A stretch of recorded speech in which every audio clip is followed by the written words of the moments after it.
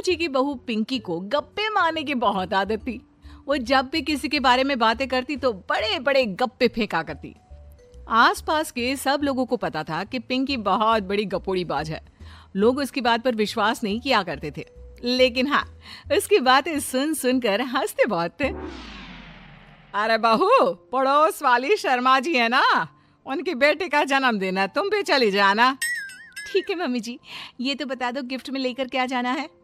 अरे लेकर क्या जाना है, 250 का लिफाफा दे देना, बस काफी है।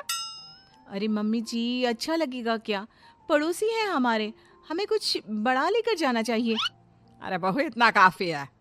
जानती हैं आप, मेरे मायके में जब पड़ोस में किसी की बर्थडे होती थी ना, तो मम्मी कुछ ना कुछ गोल्ड का ही देकर भेजती थी। पड़ोसी के बर्थडे में सोना? कैसी बातें करती हो। और नहीं तो क्या, आपकी तरह थोड़ी ना लिफाफा पकड़ा दिया। पिंकी शर्मा जी की बेटी के जन्मदिन में चली जाती है। अरे आज तो बड़ी सुंदर लग रही हो साड़ी में।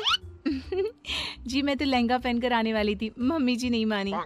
अरे बेटा, बर्थडे पार्टी में तो साड़ी चल जाती है, मेरा मतलब कोई शादी थोड़ी ना है। कैसी बात कर रही हैं आप आंटी जी? मेरे मायके में तो छोटे छोटे फंक्शन भी हम लोग लहंगा बनवाते थे बुटीक से, डिजाइन करवाकर। चाहे पड़ोस पे किसी का जन्मदिन हो, मेरी मम्मी हमेशा बुटीक से नया लहंगा डिजाइन करवाती थी। मैंने तो ऐसा कहीं नहीं देखा, ये तो तुमने आज बड़े कमाल की बात बताई। अरे जाने दीजिए, कोई बात नहीं। और बताइए, आपकी बेटी नजर नहीं आ रही। अरे भाभी, मैं यहाँ हूँ, ये देखिए मेरा ड्रेस कैसा लग रहा है। ठीक ही है, मतलब बर्थडे के हिसाब से थोड़ा हल्का है ना।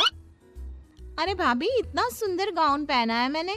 मैं ना शादी से पहले अपने बर्थडे पर हमेशा जरी वाला लहंगा पहना करती थी, यही मैं तुम्हारी मम्मी को भी बता रही थी। इसके बाद केक काटने का प्रोग्राम शुरू होता है। सब लोग इकट्ठे हो जाते हैं। शर्मा जी की बेटी का केक देखकर पिंकी से रहा नहीं जाता।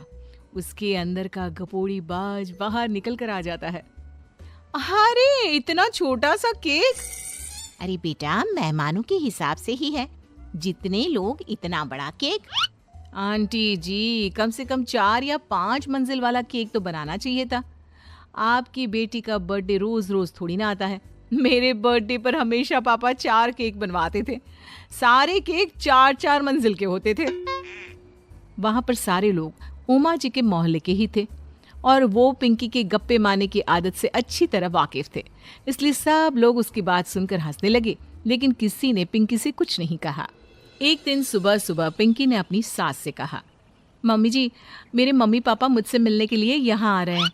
अरे वाह, ये तो बहुत अच्छी बात है, उनके आने की तैयारी करो, अच्छा अच्छा खाना बनाओ। वैसे कब तक आएंगे? मम्मी जी फ्लाइट से आ रहे हैं, कल शाम को 4 बजे की फ्लाइट है। फ्लाइट? लेकिन बेटा, तेरा मायका तो यहाँ से 2 घंटे की दूरी पर है, तेरे मम्मी पापा फ्लाइट से कब से आने लगे? अरे मम्मी जी, आपको पता नहीं है, मेरे मम्मी पापा ना आधे घंटे की दूरी के लिए भी फ्लाइट का टिकट बुक करवाती है।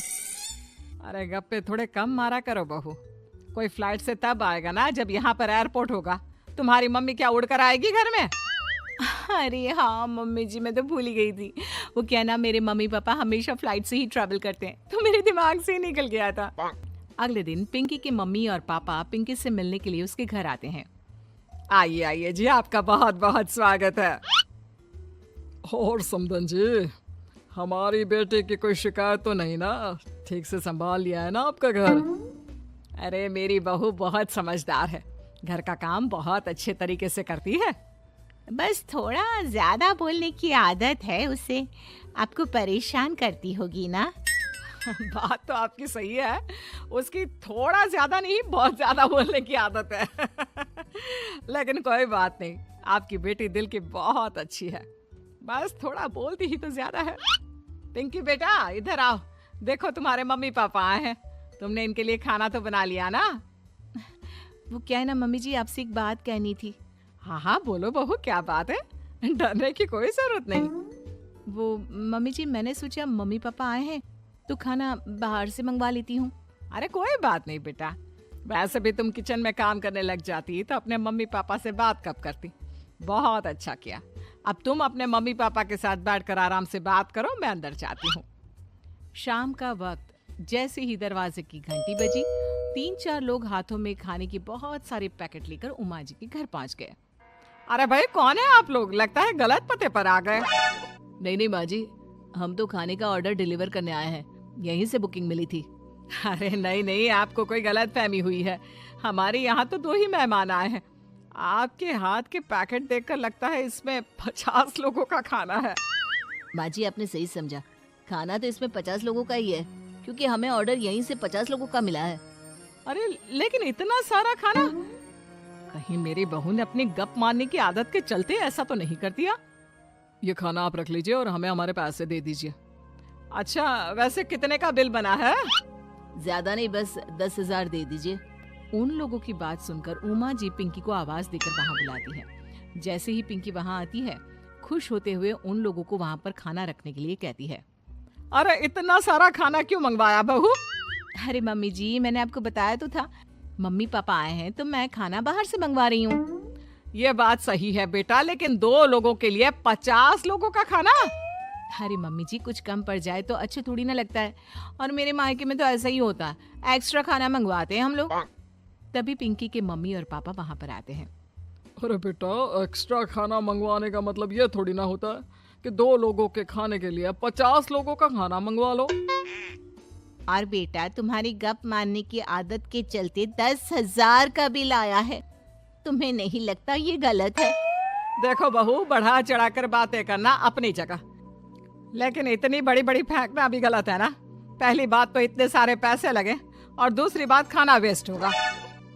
आप लोग ठीक कहते हैं, मैं आज के बाद अपनी इस आदत को कंट्रोल करने की कोशिश करूंगी और अब से गप थोड़ी कम मारा करूंगी। पिंकी की बात सुनकर सब लोग हंसने लगे।